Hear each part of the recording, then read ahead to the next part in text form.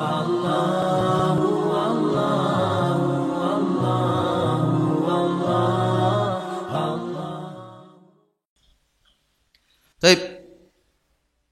Ikhwan dan akhwat yang dirahmati Allah Subhanahu wa taala. Kalau kita telah jelaskan bahwasanya hidayah di tangan Allah Subhanahu wa taala, murni hak Allah Subhanahu wa taala, ya. Tidak ada manusia yang bisa memberikan hidayah, mereka hanya bisa menjelaskan kebenaran, tapi hidayah hanyalah murni milik Allah Subhanahu wa taala. Dan setiap kita yang mendapat iman, kita dapat hidayah dari Allah Subhanahu wa taala. Mungkin ada pertanyaan, Ustaz, kalau begitu, buat apa kita cari hidayah? Wong sudah ditakdirkan si fulan dapat hidayah, si fulan tidak dapat hidayah. Ya. Jawabannya, ini kembali kepada masalah takdir. Meskipun kita tahu hidayah di tangan Allah Subhanahu wa taala, ya, dan semua sudah ditakdirkan, si fulan masuk surga, si fulan masuk neraka, semua sudah ditakdirkan. Si fulan dapat hidayah, si fulan tidak dapat hidayah, ya. Lihat iblis itu luar biasa. Saya kalau pikir iblis ini gimana ya? Dia ketemu langsung dengan Allah Subhanahu wa taala. Dia tahu Allah Maha Pencipta dan dia tahu Allah menciptakan dia.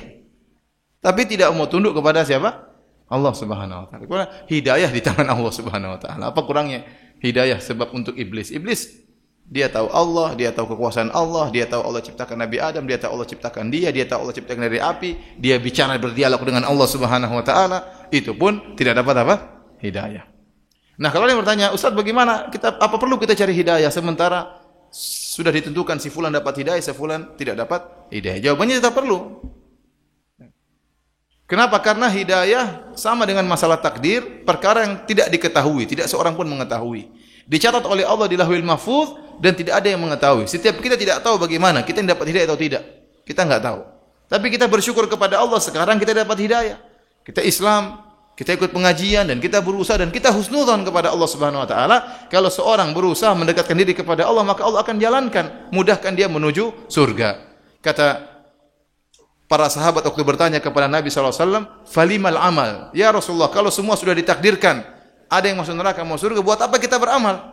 Rasulullah SAW mengatakan, "I'malu fakullun muyassarun lima khuliqa lahu." Beramallah kalian, masing-masing akan diarahkan, dimudahkan menuju takdirnya. Ya, kalau kita tahu bahwasanya Allah akan memudahkan seorang yang berbuat baik menuju surga, maka berbuat baiklah.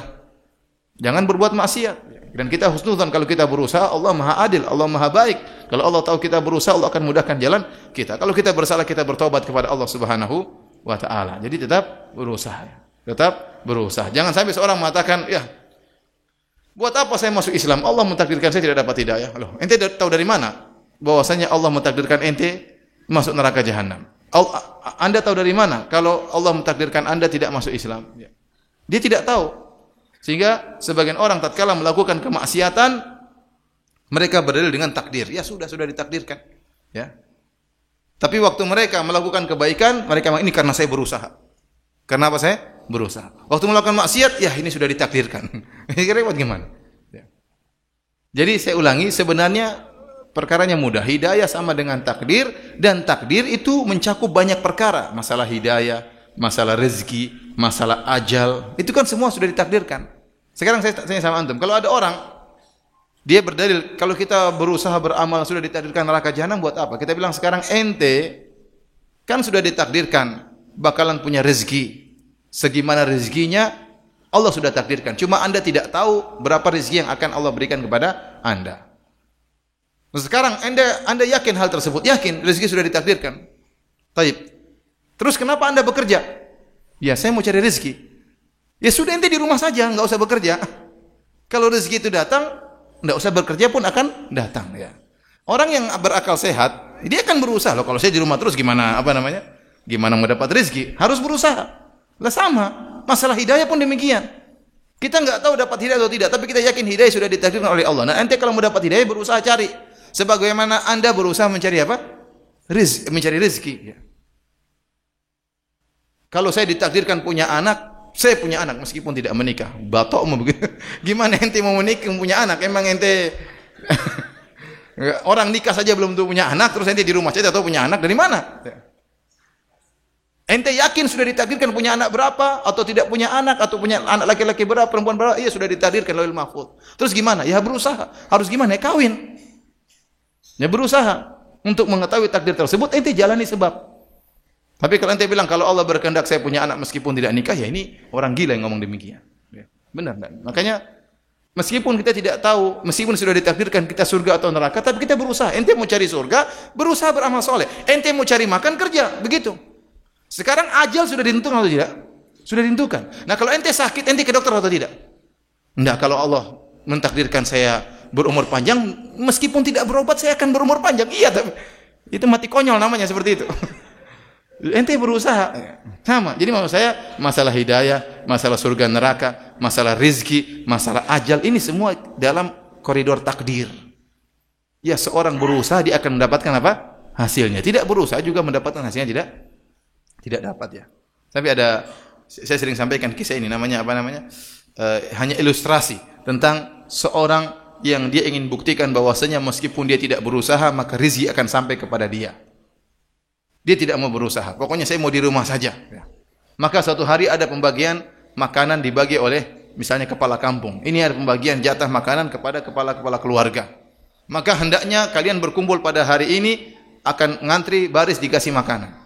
Kata dia, saya tidak mau ikut kumpul. Kalau saya ikut kumpul berarti saya berusaha. Saya yakin itu rezeki akan sampai kepada saya meskipun saya tidak ngumpul.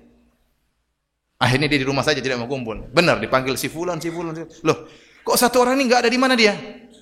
Si fulan dipanggil namanya. Oh, kalau saya jawab berarti saya berusaha. Saya tidak mau berusaha. Masih di rumah saja. Akhirnya betul, ya kepala kampungnya bilang, "Oh, coba cek di rumahnya itu bawa." Kan datang sendiri rezekinya. Akhirnya ada petugasnya bawa ke rumahnya. Nah ini, benar kan saya tidak usah berusaha, rezeki akan apa? Datang. Akhirnya ketuk-ketuk, fulan. Kalau saya jawab iya, berarti saya berusaha. Saya enggak mau jawab. Saya enggak mau jawab. Kalau saya jawab, berarti saya berusaha. Akhirnya, fulan. Aduh, gimana ya? Udah kita kasih orang saja. Dia dengar dulu. Fulan. Oh, ada orangnya. Berarti itu juga berusaha ya. Jadi mau saya ini ilustrasi saja. Maksudnya, namanya orang mau cari rezeki harus ada usaha. Benar terkadang orang tidak berusaha, datang rezeki. Itu benar kadang-kadang seperti itu. Tapi itu kan di luar daripada sunnatullah. Itu karunia Allah berikan tiba-tiba. Ya. Tapi orang berusaha meskipun sedikit. Makanya kata Nabi SAW, "Lau annakum tatawakkaluna haqqa tawakkulih." Ya. Kalau kalian benar-benar bertawakal dengan tawakal yang sungguhnya, maka Allah akan berikan kalian rezeki kama yarzuqut thair, sebagaimana Allah berikan rezeki kepada burung. Taksdu himasan wa taruhu bitana. Pergi dalam kondisi perut kosong dan balik dalam kondisi perut sudah kenyang. Jadi burung berusaha. Nah, maksudnya sebagian ulama seperti Ibnu Rajab Al-Hambali mengatakan, Anda harus berusaha meskipun sedikit, tapi tawakalnya dibenerin. Dengan tawakal yang dibenerin, tawakal yang hebat, usaha sedikit, maka rezeki lebih banyak daripada usaha yang Anda usahakan. Artinya rezeki tersebut tidak berbanding dengan usaha Anda. Usaha Anda sedikit tahu-tahu, tapi tawakal Anda mantap ya. Harus dimantapkan dulu tawakal. Yakin rezeki dari Allah, berusaha. Meskipun usahanya tidak seberapa, Allah akan berikan rezeki lebih daripada yang kita bayangkan ya. Tinggal tawakalnya kita perbaiki. Jadi demikianlah perkara hidayah ya. Semuanya harus dicari, sebagaimana rezeki dicari, sebagaimana kesehatan dicari, meskipun kita yakin ajal kita sudah ditentukan ya. Maka hidayah pun harus dicari. Tidak ada bedanya antara hidayah dengan surga dan neraka, dengan rezeki, dengan ajal, dengan kesehatan. Ini satu bab, masalah takdir. Orang yang ingin mendapatkannya harus berusaha. Ikhwan dan akhwat yang dirahmati oleh Allah Subhanahu wa taala, ya. Dan kita yakin bahwasanya tatkala Allah Subhanahu wa taala mentakdirkan si fulan berhak, Allah itu Maha Adil dan Allah hikmah. Ya, tatkala Allah mentakdirkan si fulan berhak mendapat hidayah, si fulan tidak berhak mendapat hidayah, Allah Maha tahu dengan isi hati mereka dan Allah Maha hikmah dalam mentakdirkan hal tersebut. Kita tidak boleh suudzon kepada Allah Subhanahu wa taala. Kita yakin tidak ada perbuatan Allah kecuali dibangun di atas hikmah. Di antara nama-nama Allah adalah Al-Hakim, yaitu Maha bijak, Maha hikmah. Tidak ada perbuatan Allah yang sia-sia, yang tidak ada perhitungan, tidak ada pertimbangan. Tidak, semua perbuatan Allah itu pasti ada hikmahnya. Allah sudah tahu tentang hikmahnya. Penentuan Allah, si fulan berhak dapat hidayah, si fulan tidak berhak mendapatkan hidayah. Taib. Selanjutnya yang ingin kita sampaikan, kenyataan yang ada Allah Maha Adil, sehingga barang siapa yang berusaha mencari hidayah dia pasti dapat. Ini kenyataan seperti itu. Enggak ada orang berusaha cari hidayah, saya belum dapat cerita, ada orang berusaha cari hidayah kemudian sesat. Kalau dia benar-benar cari hidayah dengan tulus, dia bersihkan hatinya dari kesombongan, dari intrik-intrik duniawi, dari kepentingan-kepentingan duniawi, dia bersihkan semuanya itu benar-benar cari hidayah, insya Allah dia dapat. Dan ini banyak seperti ini. Kisah-kisah kenyataan sekarang banyak. Saya sering ketemu orang berusaha cari hidayah, dapat ya. Dan saya pun pernah, artinya saya berhusnudzon, saya pernah berusaha melakukan demikian ya. Lihat bagaimana Salman Al-Farisi yang berusaha mencari hidayah. Kalau kita baca sejarah Salman Al-Farisi radhiyallahu anhu, sejarahnya panjang. Berpindah dari satu pendeta ke pendeta berikutnya, dari satu alim ke alim berikutnya, sampai akhirnya menjadi budak, kemudian diperjualbelikan sampai akhirnya bertemu dengan Rasulullah sallallahu alaihi wasallam. Dia berusaha mencari hidayah dengan perjalanan panjang bertahun-tahun, akhirnya menemukan. Kenapa? Dia berusaha, tidak putus di tengah jalan. Jadi maksud saya kalau orang cari hidayah, dia pasti mendapat. Allah Maha Adil. Seandainya dia berusaha mencari hidayah, ternyata tidak dapat hidayah, dia pasti dapat uzur. Dia akan bisa berhujah di hadapan Allah. Ya Allah, saya sudah cari kok. Anda tidak memberikan kepadaku. Engkau tidak memberikan hidayah kepadaku. Ya. Tapi kenyataannya kalau orang cari hidayah, dia pasti dapat. Kita sering dapati betapa banyak orang masuk Islam gara-gara mereka cari hidayah. Mereka berusaha mencari kebenaran, membaca kitab-kitab suci agama lain, kemudian baca Al-Quran, tapi dengan syarat hatinya bersih, membersihkan dari kepentingan-kepentingan duniawi. Benar-benar murni, kata istilah para ulama, atajarrud lil haq, yaitu benar-benar memurnikan niat untuk mencari kebenaran, maka orang itu pasti akan mendapatkan kebenarannya. Pasti orang mendapatkan apa? Kebenarannya. Saya pun kalau bercerita tentang diri saya, ya, artinya waktu saya datang dari Sorong menuju Yogyakarta, ya, saya asing dengan dunia pengajian. Di Sorong dulu saya pernah mengaji sama ada ormas ini, kelompok ini ya. Terus sampai di Jogja, bingung, semakin bingung. Ternyata di Jogja semakin banyak daripada di Sorong ya. Semakin banyak macam-macamnya. Sampai saya berdoa terus kepada Allah Subhanahu wa taala. Dan saya pergi ke pengajian mana-mana saja saya pergi. Pergi ini saya datang, pengajian itu saya datang. Sampai Islam Jamaah pun saya datang, ketemu dengan ustadznya saya ketemu. Saya cuek aja pokoknya. Saya berusaha dialog sama ustadznya, padahal saya enggak punya ilmu. Tapi saya tidak peduli, pokoknya saya berusaha mendatangi yang dibilang sesat, enggak sesat, saya berusaha. Saya ingin buktikan kepada Allah saya telah berusaha. Saya buktikan kepada Allah saya telah berusaha. Saudara, alhamdulillah ya. Saya berdoa, kemudian saya salat malam minta kepada Allah Subhanahu wa taala. Tahu-tahu Allah mengiring saya kepada apa? Sunnah Nabi sallallahu alaihi wasallam. Tahu-tahu saya ketemu dengan dai yang menyuruh kepada sunnah. Meskipun waktu itu saya sempat ketemu orang-orang yang tidak suka dengan sunnah dan benar-benar menjelek-jelekan itu dai-dai seperti itu. Benar-benar saya terpengaruh awalnya.